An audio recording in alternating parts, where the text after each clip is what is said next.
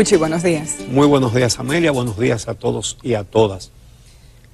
Es de extrema gravedad este caso de la magistrada Miriam Germán, de extrema gravedad, porque se ve cómo se estructura una cantidad de recursos y operativos para sacarla. Esto tiene la mayor gravedad, no para ella, para cada ciudadano de este país que aspira a una justicia, que aspira a que haya justicia, y no lo que tenemos, y no esto que tenemos. Fíjense bien, ayer surgió la denuncia que la hizo el comunicador Dani Alcántara, de que a ella le había intervenido el teléfono, diciendo que era una intervención a un narcotraficante. Ayer, en una rueda de prensa en la Procuraduría General de la República, el inspector general de la Procuraduría, el magistrado Bolívar Sánchez, dio una explicación. La explicación tiene coherencia en muchas cosas, pero faltaron cosas que o no se la preguntaron o a él no se le ocurrió decirla. Y hay una circunstancia que no están en lo que él dijo, pero que vienen al caso.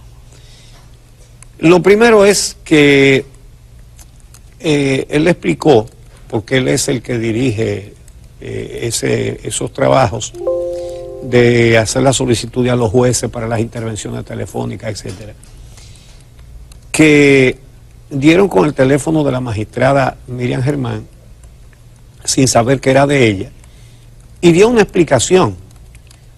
Él dijo que ellos estaban investigando a un señor que tenía doble identidad, una real y una falsa. Tenía una cédula como Richard Miguel Glos Ovalles y otra como Richard Molina Ovalles.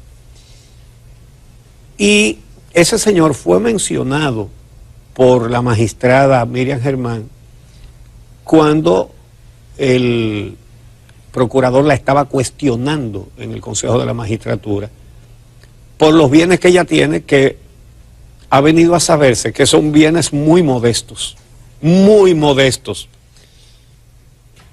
que ojalá cada funcionario pueda mostrar lo que tiene y justificarlo como ella lo justifica. Pero el caso es que ella lo mencionó porque cuando respondía sobre una casa que tiene en un campo de Ocoa, entonces, ¿qué es eso? Eso es cuando se suicidó el hombre. Bueno, el caso es que ese señor, ella dice que era ingeniero y que le construyó esa casa. El procurador adjunto Bolívar Sánchez dice que él no era ingeniero, pero que sí se hacía pasar por ingeniero y construía. Y que tenía una constructora, la constructora Ovalle. Entonces, señala que lo estaban investigando porque tenía 2 cédulas, pero además porque 6 años antes había fingido su muerte tipo Quirinito y había sacado un certificado de función, pero estaba vivo.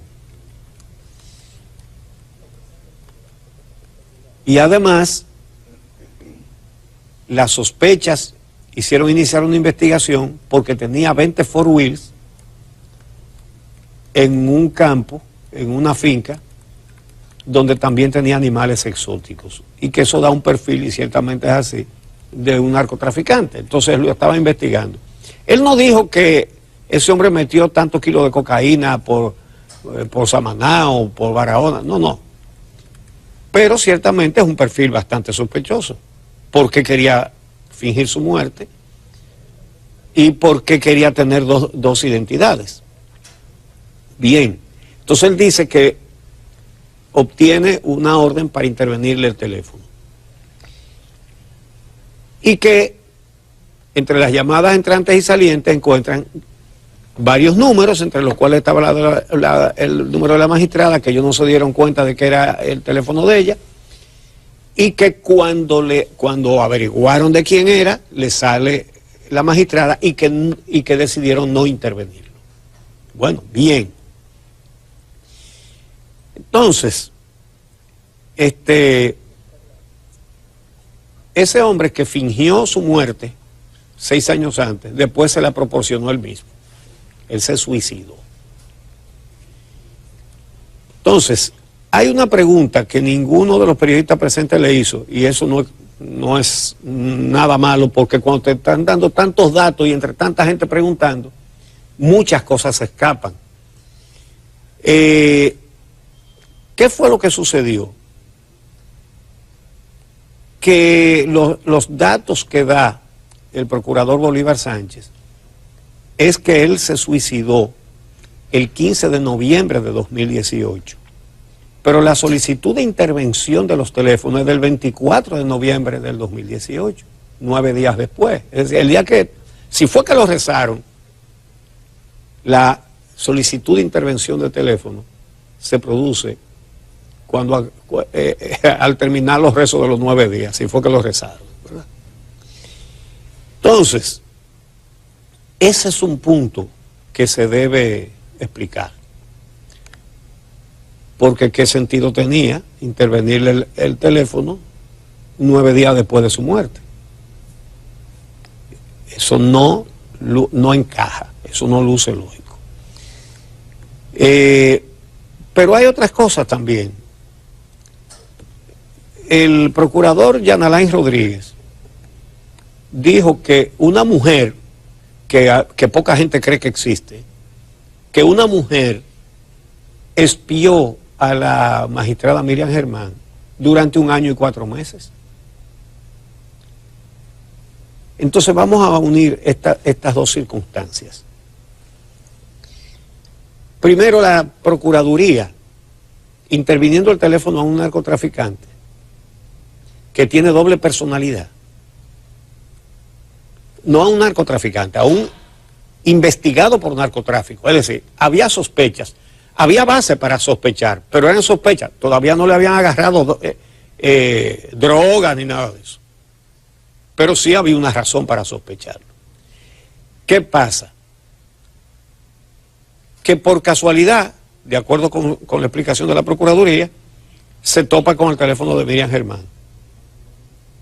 La pregunta que se cae de la mata es, ¿y no le avisan que ella está hablando con una persona que tiene doble personalidad y que es sospechosa y que tiene una investigación, a la presidenta de la Sala Penal de la Suprema Corte de Justicia, que vive condenando narcotraficantes a cada momento? Eso es cotidiano, las condenas a narcotraficantes que decide Miriam Germán. ¿Y cómo no le avisan eso? Mire, magistrada, usted tiene llamadas con esta persona.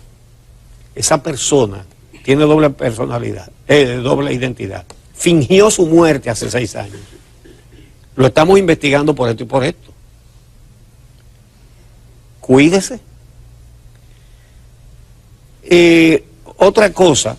Incluso sería admisible, Uchi, que encontrando un vínculo entre la magistrada o cualquier otro teléfono con una persona que está siendo investigada por estas razones, el Ministerio Público puede reservarse el derecho de identificar cuál es el tipo de relación que hay entre esas personas, sí, antes de descartar el seguimiento, porque yo quiero insistir en que esto no se trata de un tema de privilegios hacia una persona, el tema es sobre el atropello, que es diferente.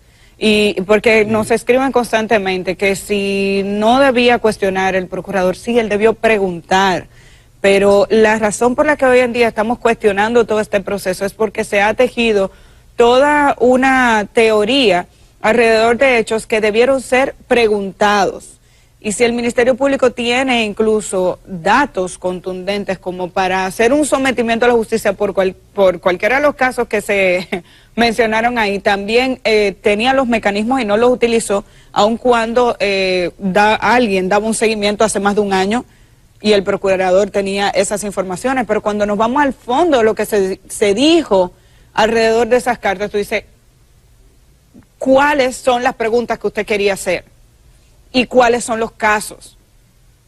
Porque estamos hablando de unos posibles delitos, pero cuáles son los hechos sobre los cuales el procurador quería preguntar y no preguntó.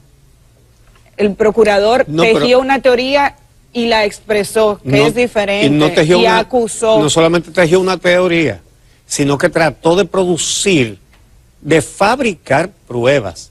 Y eso lo vamos a demostrar. No se despeguen de este programa hoy, porque vamos a revelar muchas cosas. Entonces, de acuerdo con lo que dijo el procurador en el Consejo de la Magistratura el lunes, hay una mujer, repito, que poca gente cree que esa mujer existe, ¿verdad? Pero a la magistrada la espiaron durante 1 año y 4 meses. Dijeron dónde mandaba paquetes, dónde su chofer llevaba paquetes, y hay fotos y videos. ¿Saben cuál es el único detallito?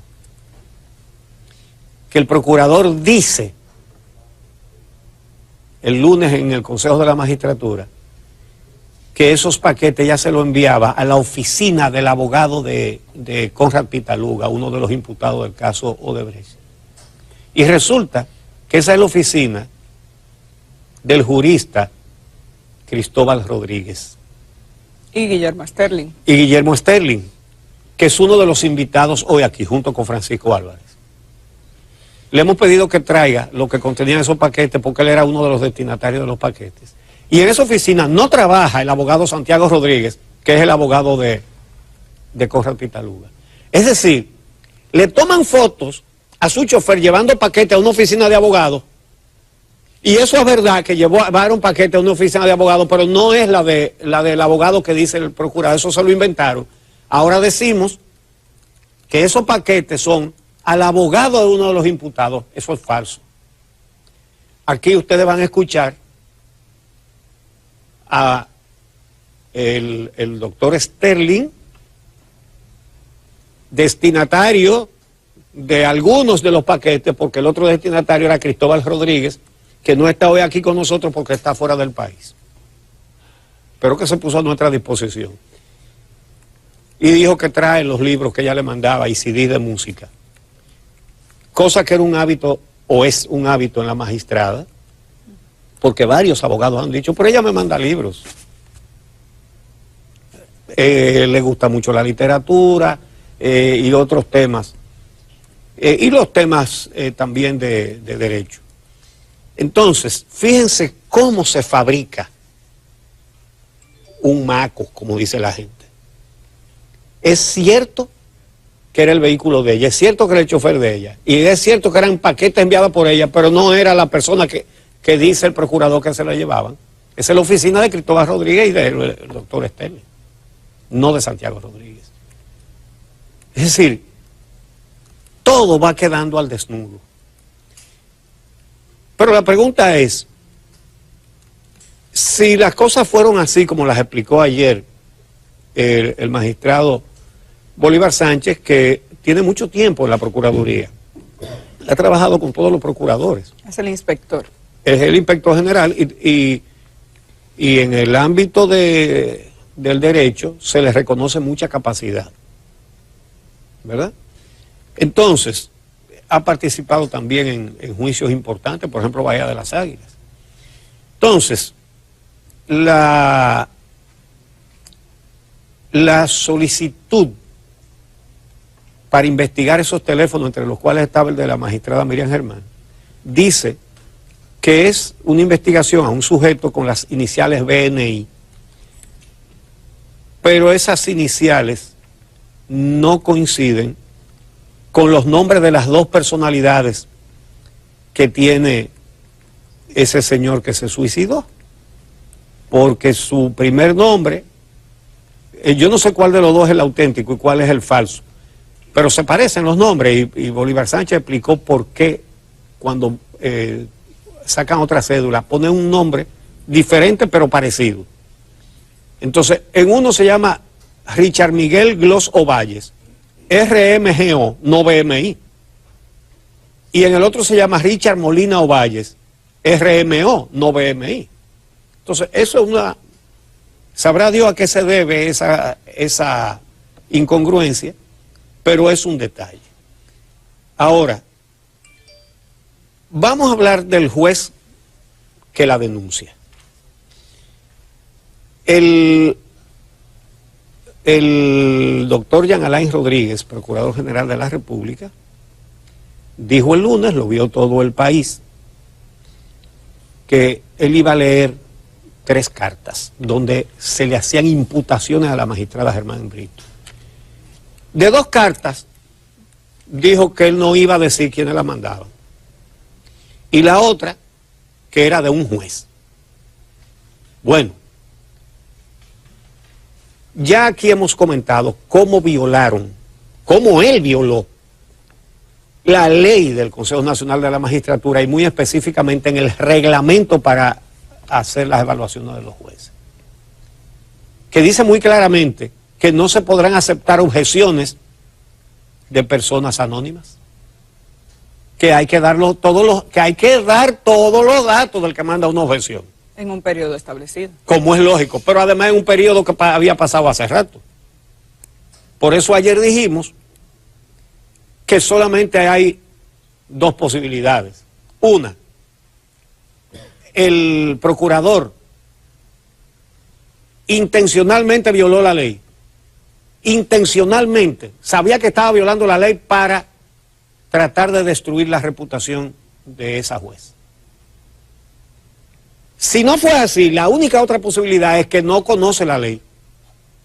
El Procurador General de la República, miembro del Consejo Nacional de la Magistratura, no conoce los reglamentos para él hacer eso. Pero lo que es peor, ese mismo criterio hay que aplicárselo al presidente de la República, que es presidente del Consejo Nacional de la Magistratura. O él sabía que el procurador estaba violando la ley y lo dejó que la violara, o no lo sabía, lo cual quizás es más grave, porque como presidente de la República y presidente del Consejo, él tiene que saberse los reglamentos que señala la ley para hacer eso que se hizo ahí. Y si no los conoce, eso es muy grave. Sobre todo tratándose de un caso de tanta importancia como es el nombramiento de los jueces de la Suprema Corte de Justicia. Y hubo una que sí se dio cuenta de que lo estaban violando. Esa sí se sabía el reglamento, que fue Josefa Castillo, pero el presidente le interrumpió. Cuando ella trató de interrumpir, el presidente le interrumpió a ella. Y dijo, no, pero déjala que hable. Entonces, estas son cosas demasiado graves. Ahora vamos al juez que la acusa. El procurador leyó una carta del juez que dice que la magistrada Germán Brito habló con él para tratar de que favoreciera al narcotraficante Winston Rizik. Y dice que él dio una sentencia condenatoria. Entonces, ¿cuál es el problema? Si dio una sentencia condenatoria, que no fue tan condenatoria. Él mismo admite que después de la sentencia que él le dio, lo llamaron de la embajada de los Estados Unidos y que llevara su pasaporte, que le tomaron las huellas dactilares y que le retiraron la visa. Vamos a ir viendo cómo es este denunciante, ¿verdad? Bien, lo que pasa es que en ese caso de Winston Rizik y su hermano Nelson Rizik, ellos primero habían sido condenados en Monte Plata, Winston Rizik a 10 años de prisión y su hermano Nelson a 5 como testaferro de Winston. Y esa sentencia fue objetada, fue recurrida. Se consideró suave, porque Winston Rizik encabeza una banda de narcotraficantes que ha sostenido una guerra con otra banda de narcotraficantes, la de Pascual Cabrera Ruiz. Esa guerra lleva varias bajas, hay varios muertos de lado y lado. Entonces son hechos muy graves. Y esa primera sentencia en la que no estaba el juez, déjame ver el nombre, José Gregorio Bautista Vargas, fue recurrida y entonces le tocó a él y a otros 2 jueces ese recurso. Y la condena fue un poquito más suave, 10 años a Winston Rizzig, y al hermano, en lugar de 5 años que le habían puesto antes, prisión suspendida, es decir, para la calle. Ok. ¿Qué sucede? Que cuando se produjo, ya Winston Rizzig tenía 5 años preso. ¿Qué significa eso? Que se puede buscar su libertad, solicitando libertad condicional porque ya cumplió la mitad de la pena. Así que no fue tan severa la sanción, y por eso la Embajada de los Estados Unidos le quita la visa.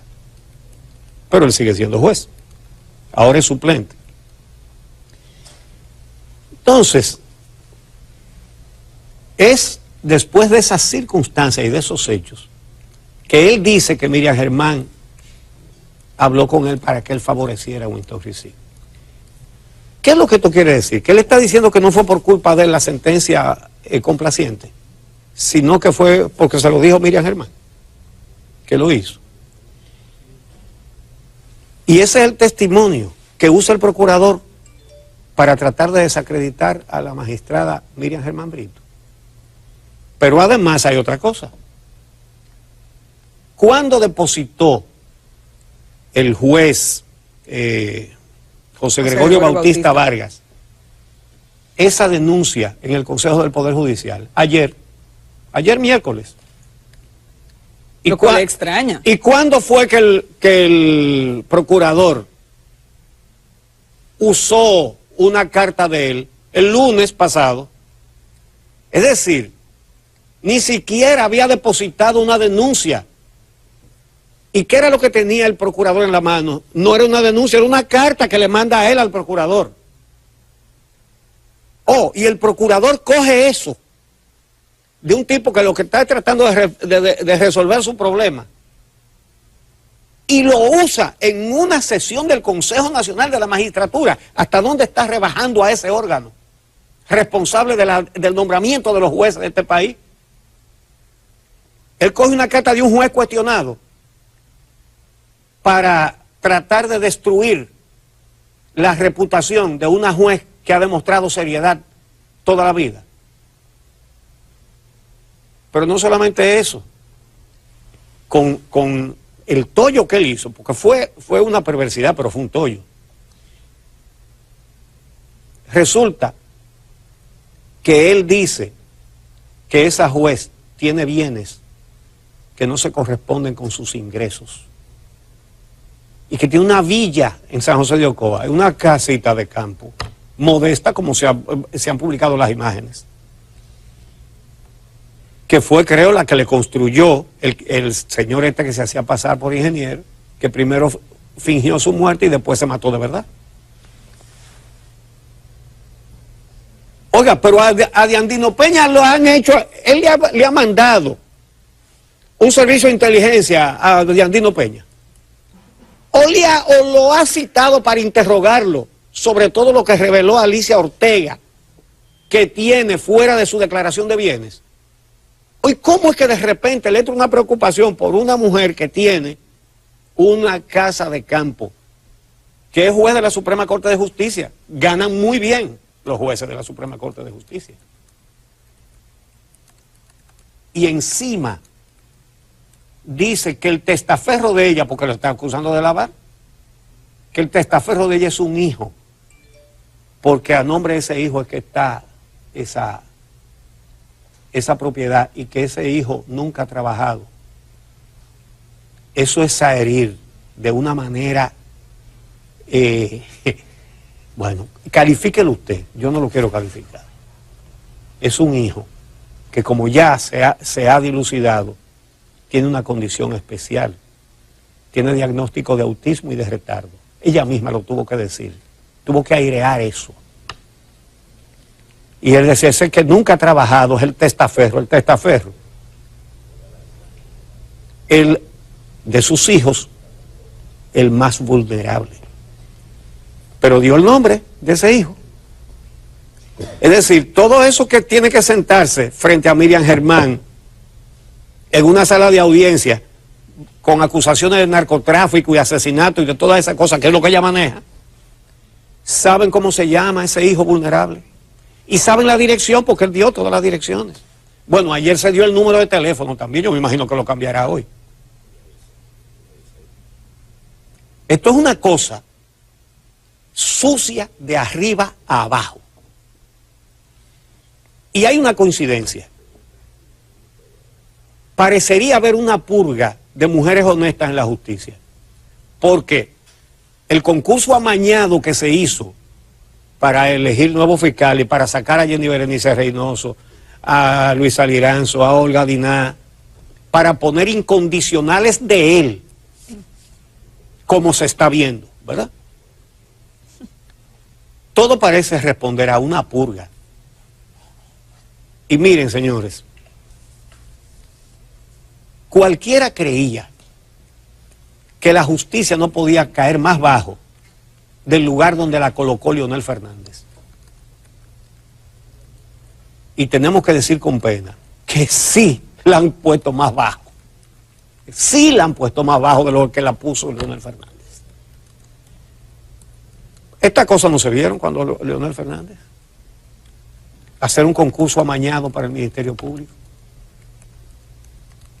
Para sacar a la gente honesta.